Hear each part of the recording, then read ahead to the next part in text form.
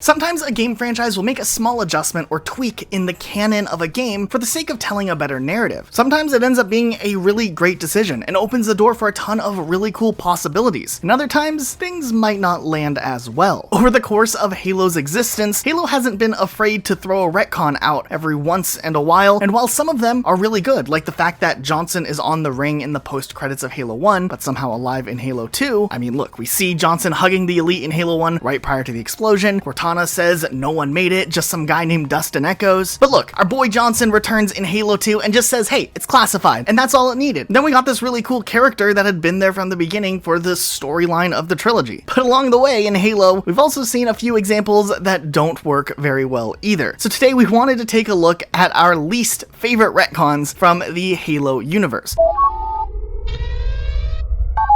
Now, of course, a disclaimer, we're going to be using the term retcon pretty loosely here. Some of these could be argued as technicalities or little things that were explained in the narrative of the expanded universe. But for the purpose of this video, we're going to be somewhat open with our interpretation of the term retcon the best we can. But if a Bungie or 343 Industries explained something away really quickly to try to patch up a retcon, we might still consider it in this video. And this first one's actually kind of funny because it's a major plot point of a Halo 3 and one that we only recently realized. One of the biggest moments of Halo 3 is when 343 Guilty Spark kills Sergeant Johnson. Johnson served as this tragic sacrifice, and while the intentions with Halo 3's story was to finish the fight, where you win against the Covenant, you win against the Flood, and all of a sudden in this last level, you do this little side mission to also win against Guilty Spark. The sudden betrayal and revenge that you get was one of the most satisfying parts of Halo 3's ending. Just blasting Guilty Spark was really a cool way to end that character, especially because he was kind of annoying players throughout the course of the entire Halo trilogy. And while Luke and I might not have been the biggest Halo lore experts until maybe recently when we started looking in a little bit deeper, we actually just recently found out that apparently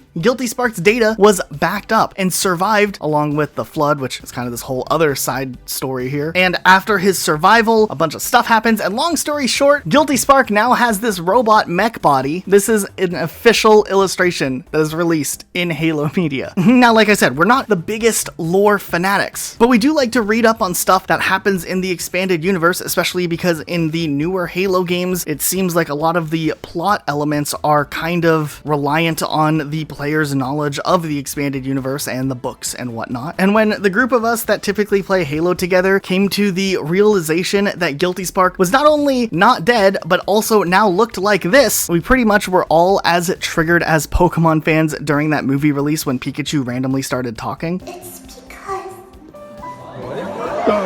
As it turns out, Guilty Spark remained a character that was dead until 343 released the book, which of course explained how they were bringing this character back to the Halo universe. Kudos to 343 for at least explaining how they brought the character back. It's kind of weird we haven't seen this character ever since they brought him back to life. And we know 343's talked a lot about wanting to have recurring characters in the Halo universe, but choosing to resurrect Guilty Spark just seemed like a really odd choice if you were going to retcon anything from Bungie's lore. It does somewhat sour the aftermath of Halo 3, feeling like, no, Guilty Spark survived, no, you didn't really defeat the Flood, and you've been stranded away for all of that time for the sacrifice of nothing. This next one might go a little bit too deep for what we typically look at when it comes to Halo lore, but trying to understand the life and death of the Didact can be one of the most confusing things if you're just a casual Halo player and you're not one who really dedicates their time into reading every bit of lore. And from our understanding, and someone can correct us if we're wrong, it appears that the Didact is a retcon within a retcon within a retcon, and it's pretty much like using a double reverse Uno card that doesn't even exist and then trying to incorporate it into Halo lore. So apparently, if you played, of course, Halo 4, at the end of the game, you push a nuclear bomb into the Didact, launch him off a cliff, he explodes, Cortana saves you, and that's the end of that character. However, with that ending, it appeared that 343 actually had maybe changed their mind and had plans of wanting to bring the character back for Halo 5 Guardians with that same idea we talked about earlier of having recurring characters make appearances. So they actually wrote in the fact that the Didact survived that explosion by falling into slipspace and landing on a Halo ring. However, shortly after they decided to make that retcon to the Halo 4 ending, they decided they didn't want Didact in Halo 5 after all, so then they decided to re-retcon the character and essentially had the character killed in a comic book that takes place after the events of Halo 4. There's this whole story arc of Master Chief facing off against the Didact after the events of Halo 4, and that's something we didn't even know about. Apparently, Master Chief stabs him in the eye, and then Didact ends up getting composed, so he ends up dying again, which undoes the retcon completely of keeping him alive in the first place. And that was that, we thought, until it turns out that 343 decided to re-retcon it again and decide to put the essence of the Didact in the domain. So essentially, he's a digital upload version of himself in the domain, so 343 can choose to resurrect him anytime that they feel like it. Sure, you could argue that this is all just part of the expanded universe and the lore, and they're not really retcons, but just the fact that there were so many reversals in such a short amount of time makes us feel like maybe there was a little bit of a lost direction here with this character. And the fact that he had this whole storyline that happened just outside of the games does seem a little overwhelming. If they were to ever bring the Didact back, how would they explain why he's this digital version of himself? How would they explain the encounter he had with Chief after the events of Halo 4 without doing some sort of heavy flashback? Now, don't get us wrong, we really love the fact that Halo has had this expanded universe. We wouldn't have stories like Fall of Reach if we didn't have an expanded universe. But whenever there's like major plot points and story things happening around the main timeline that may or may not be integral to the story, we wish we could at least see it in the games as well. And while we're on the note of characters being resurrected off screen, while this next one is not a retcon, but something that we're kind of annoyed at and we wanted to include in this video because it might be our only chance to actually talk about it, our boy Rookie from Halo 3 ODST gets reverse resurrected in one of the books. I don't know, the lore is kind of weird here, but I mean the story here with the Rookie's death is really interesting. We just wish that the Halo universe would stop isolating these important moments, especially things that branch off from the characters, and let us see them in the games as well. Nothing against the books, growing the universe is great, but it'd be really cool if we could experience some of these awesome stories, at least in some sort of visual media as well. It would be one of those examples that probably could have connected a lot of the dots leading up to Halo 5 Guardians if we would have known more about Buck's backstory and connect more of the dots between ODST and Halo 5, but instead we have this version of Buck that is almost unrecognizable from the one we saw in ODST. Okay, this one's less lore focused, but it is one that is a little bit interesting. Back in Halo 2, they had a map that takes place on New Mombasa, and